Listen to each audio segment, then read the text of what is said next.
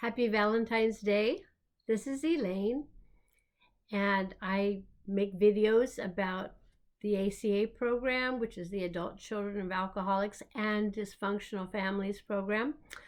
I started to work the steps and go to the program meetings about 10 years ago. I chose to make this particular video on self-love because it's Valentine's Day, and there are going to be some people out there who don't like this day. It's not a happy day for them.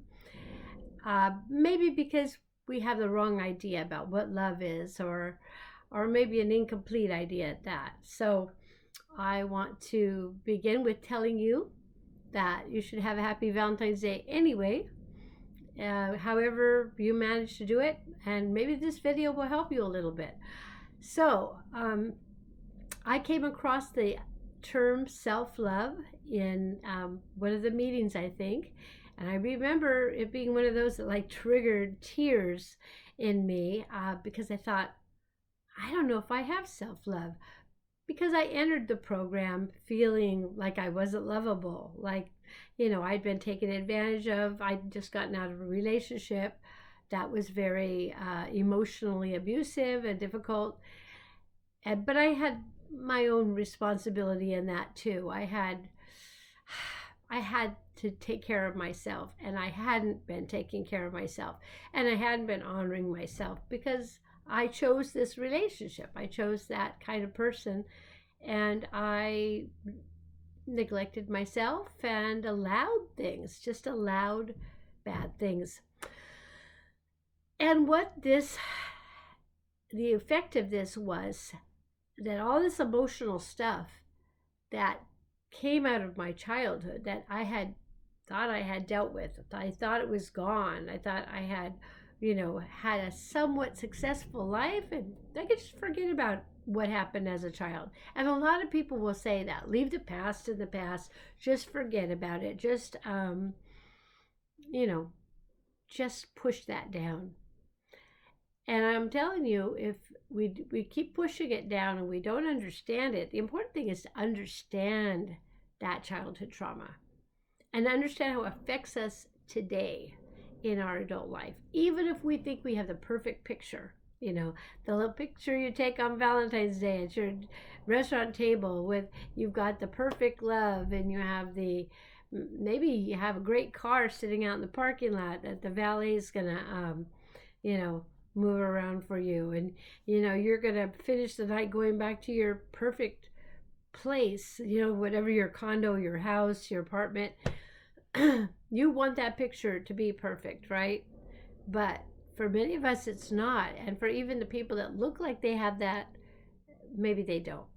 And it's usually because they haven't nurtured what I call self-love. So my story, very briefly, you probably see it in my other videos, and I don't need to go over it and over it, but I did have a difficult childhood with two dysfunctional parents. One was an alcoholic and one had mental illness.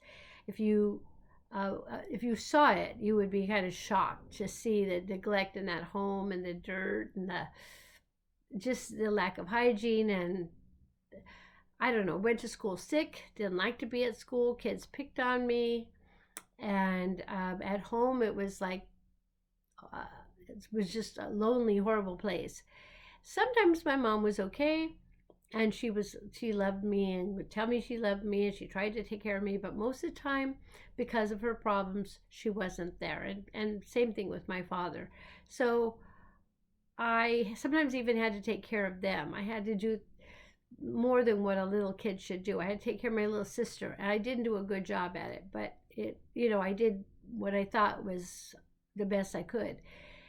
And it is very hard sometimes to think about those times, and if I could just shove them down, I would. But what happens is something happens in the present day, and it's my child that reacts to it. I think it's just me, and I'm oversensitive or something, but it's my child, my inner child. And you've heard about that.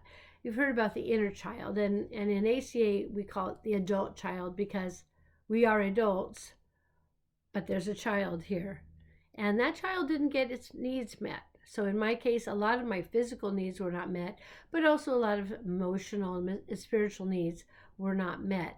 And I went to school hungry. I went to school feeling lots of stomach problems, probably from stress, probably from what I did eat. It wasn't good for me. Um, I had a longing for connection, but the kids didn't want to be with me. And as an adult, it's surprising what things in the present will trigger that same emotion that you had. And maybe you don't show it as much, but all the same it hurts. And maybe your response is to say, I'm no good. I'm not worthy of love. I always mess things up. I'm so stupid. All these things, I'm just not desirable. And in my adult life, I actually overcame a lot of the I made the picture look better. I finished high school and college, and I met somebody, and I got married, and I got a good job. I had children, a good house, and I wanted to keep that picture, but even then, sometimes I didn't feel worthy, or this is too good to be true, or I messed up, and my ex isn't happy with me, and I'm not desirable, or I went through all these emotional responses to things.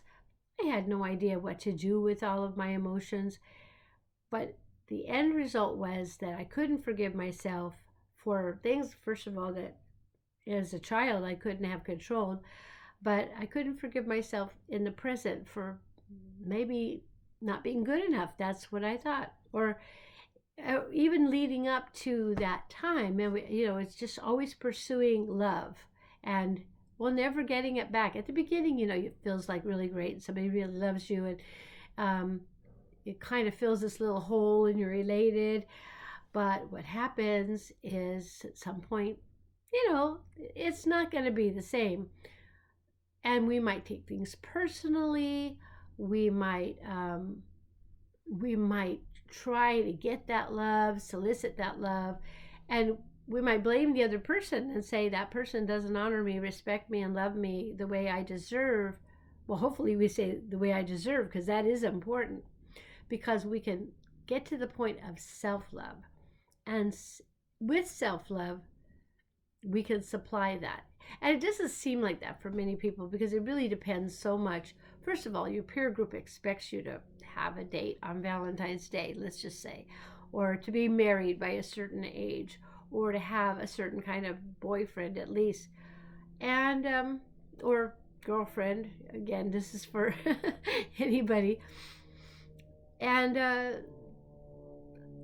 it's not always our fault that we fall short in those ways, because we're dependent on other people to get our needs met, and that's not consistent.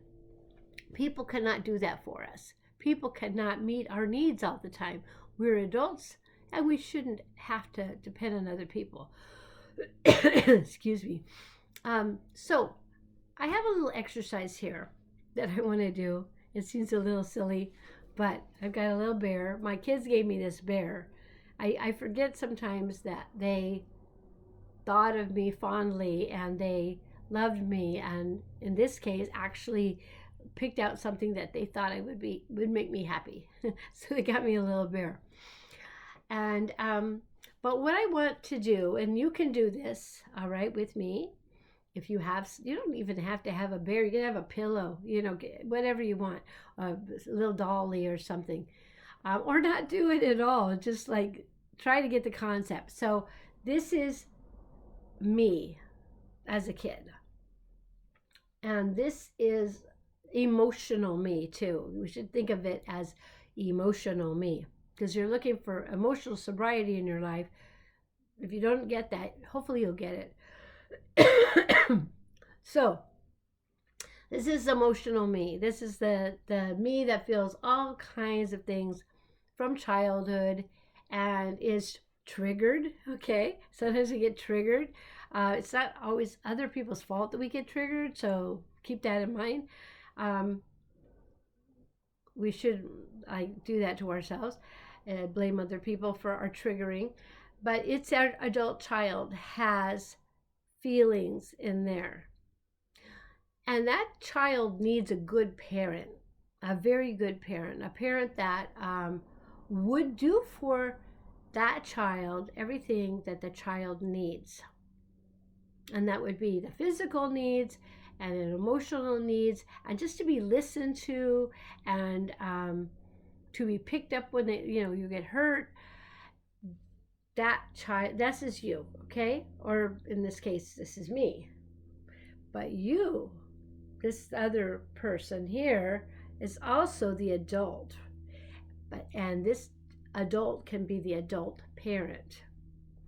So let's say you didn't get, well, this one had a bad day at school today, okay? And the kids picked on him, or he got a F on his test, or a D. I messed up on the basketball team. Didn't make the shot from the free throw line. Got sand kicked in his eyes in the playground, whatever it is. And you as a parent know that this is difficult for your child. And so you say, it's okay, you did your best. I still love you. It doesn't matter what happens or what you did, or you'll do better next time. Or, let's practice and see how we can make this work out. Or let me help you with your homework. Okay. You say things to your child that you needed to hear. You provide, well, it's a stuffed animal. You're not going to really feed this, but because what happens is eventually you understand, of course, your child, the adult child, the inner child is here. The adult child, well, it's here a little bit, but it's here. You have to think creatively now about this. How do you love this child better? How do you take care of this little child that's inside of you? So I'm going to put this little prop aside. But what you are working towards, what the end goal is, of course, self-love. What does it look like? It looks like you treat yourself the way you wanted to be treated. You give to yourself what you need to feel loved, to be taken care of, to feel safe, to feel honored and respected. So that when something happens, because it will happen, some stupid thing, you'll do something stupid. And maybe there's actually people in your life that make you feel bad about it, okay? But you need to figure out how to detach. Connect with the parent that loves you, which is you. Or at least you practice the idea of that parent, okay? And that parent says loving things to you. That parent forgives you. That parent maybe gives advice, but in a sensitive way. I don't mean to baby yourself or to be, some people, that I was raised on the school of hard knocks. Well, so was I. And that's not necessarily a virtue or a good thing. It might mean that you can handle a lot of stuff and you're very resilient, but you also, maybe you're resilient because you figured out how to take care of yourself. Taking care of yourself is loving yourself in a sense. But you need to go far enough to say, I know that what's responding to this pain is mostly my inner child, the one that didn't get. And I don't mean just material possessions. I just mean attention and understanding. Or maybe this child had a very good day at school. This child did the right things. This child succeeded and only wants to come home and say, this was my day, Mom or Dad, okay? And you listen and you praise and you honor. Like, I'm really proud of you. I knew you could do it. Wow, you did that all by yourself? Even for the little insignificant things we do as an adult, we can honor ourselves, respect ourselves, praise ourselves. You just finished the dishes. of course, you do the dishes every day. So what's the big deal? People will say that, well, that's that person's job. They don't have to be praised. Well, no, sometimes people do. You can just say, I finished the dishes. I feel pretty good about that. A good job. Or I'm doing the dishes, which is like if they're not done. But I'm doing the dishes. They're going to be done. I'm working towards that. It's going to be great when they're all finished and they're clean. Seems like a mundane thing, but you can honor yourself. I don't mean like be stupid about it, like, whoa, look at me, I did this and that. But in a sense, I mean, like each minute of the day, there's also something called mindfulness. And mindfulness is catching yourself. Like, you want to criticize yourself. You want to hate yourself. You want to put yourself down. And you stop it for a minute. And you realize, oh, yeah. Maybe you think of your exercise. How would a loving parent deal with this? Sometimes a little scolding is necessary. Like, you could do better than that. That wasn't the right thing. But hopefully that parent says, but I think you'll do better with a little more practice. Or I think you're going to do good next time. Or I can help you with it. Or, just don't be hard on yourself. Go and enjoy yourself a little bit. And then let's deal with this, after you get let off some steam. Sometimes we don't love ourselves. Like say, even when we get to the point where we think we've developed this love for ourselves, this adult parent that can talk to the adult child, sometimes we just feel like super bad about ourselves. And maybe we need to say, you're so stupid, you're so dumb, you're not worthy of love, all that stuff. Maybe we need to voice it sometimes. It's okay to just say, yeah, this is how I feel right now. Like, even honor that. Honor the self-loathing. It just sounds kind of funny, but yeah, I feel like crap. And I'm acknowledging it. But then I can, how can I, deal with that and love it and fix it a little bit? So it's Valentine's Day. Now, I'm going to tell you one more story because I want to wrap this up. The getting to the point of self-love takes some practice. It's going to take some time, and honestly, it's your own journey to have, and you won't just have it because you watched this video. But I hope I gave you some little ideas. I think the ACA program is really good for this, and it is something even when you finish all the steps, you still kind of need to go back to it a little bit, not as a chore, but sort of it becomes part of you. And the aspect of self-love is exactly why you go to the program. You found it somehow in yourself. You didn't give up living. You didn't end up maybe having to go be institutionalized because you're feeling so bad, right? You went to a meeting instead and you said, okay, I'm going to start this program. Who do you start the program for? Not everybody else, for yourself. In a way, it helps other people. And that's great. Like if it helps your kids, that you're more functional. Might help your husband or wife or your friends even, that you're more functional. But you have to do it for yourself. That's why you go to the program. The saying that I think it's usually at the end, used to be at the meetings, keep coming back. It works if you work it. So it is a matter, self-love too, is a matter of keep coming back to yourself. Keep working on that self-love. It works when you work it, okay? So after I was divorced, of course, I hadn't learned anything yet. So I was still hoping for the next one to come around and be all the things that I thought I should have and to feed me my needs and stuff.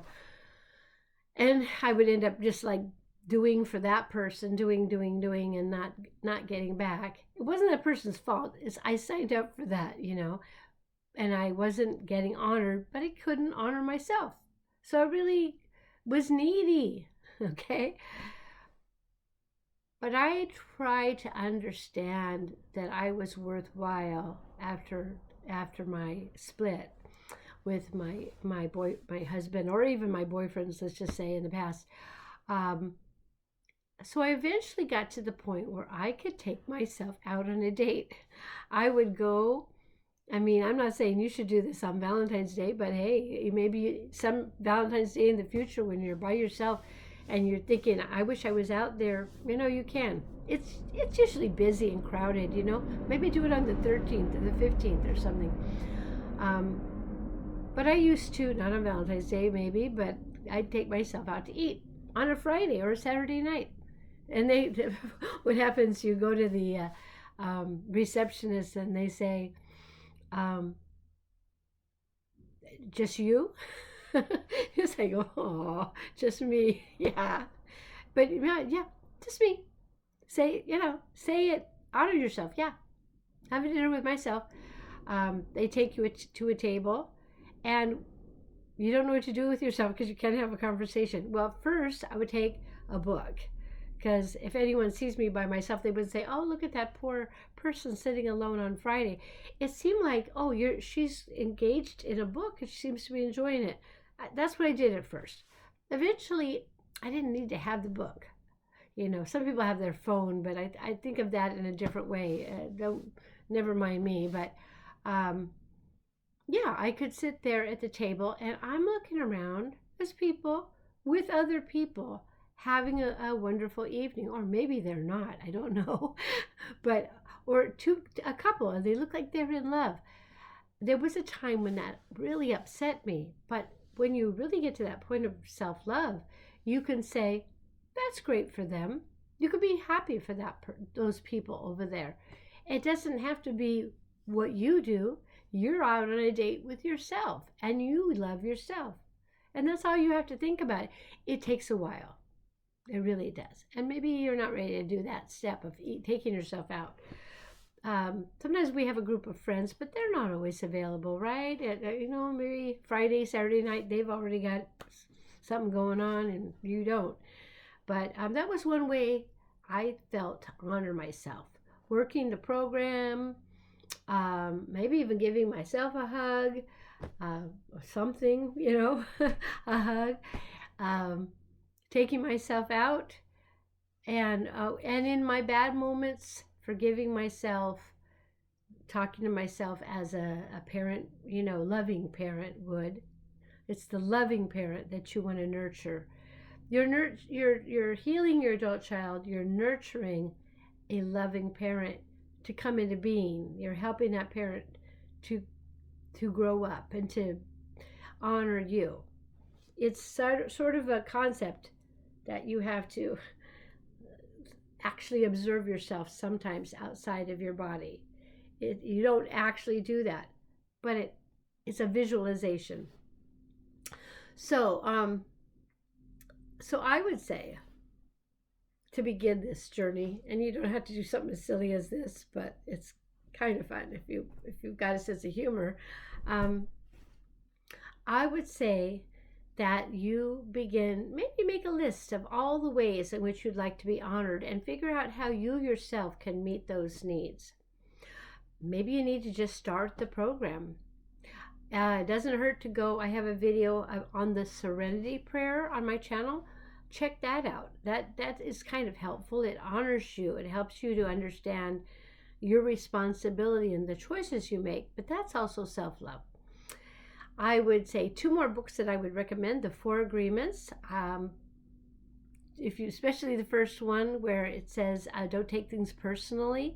It's a great book, and a lot of people have had their lives changed just by reading that simple and short book. I needed a whole program, and I think a lot of people do. So ACA was good for me, but boy, this was like an added thing that I don't even think the content in there was all. The ACA program is pretty big and it has a big red book, but this was good. The 4 Agreements, it was some supplemental for me to honor myself and to be a better person. And then finally, especially when I'm in moments of tumult and emotionality and depression or anger or something, I really love the book Peace is Every Step by Thich Nhat Hanh. Thich Nhat Hanh recently passed away. He was a Buddhist monk from Vietnam, and he lived in his younger life through the beginning of the Vietnam War. He was a bit radical in that even though he was a Buddhist, it wasn't just about he himself meditating. He wanted to share that, and he wanted people all over the world to learn how, to honor themselves, to meditate, to love themselves, and to forgive themselves. And so his program is really useful if you can find a video or something. And it's kind of like having him there, kind of like another like parent, adult parent. I don't think he was ever a parent, but a loving parent. Just to hear his videos, that has got me through some difficult times. Sometimes we cannot get the words. Sometimes we cannot feel the parent there. And sometimes we can find something that's always available, like on YouTube, of somebody speaking to us in a loving way. And I think that we need that at times. So anyway, it is Valentine's Day, but you might see this tomorrow or the next day or in summer. And it doesn't matter. It's just Valentine's Day, symbolic of love.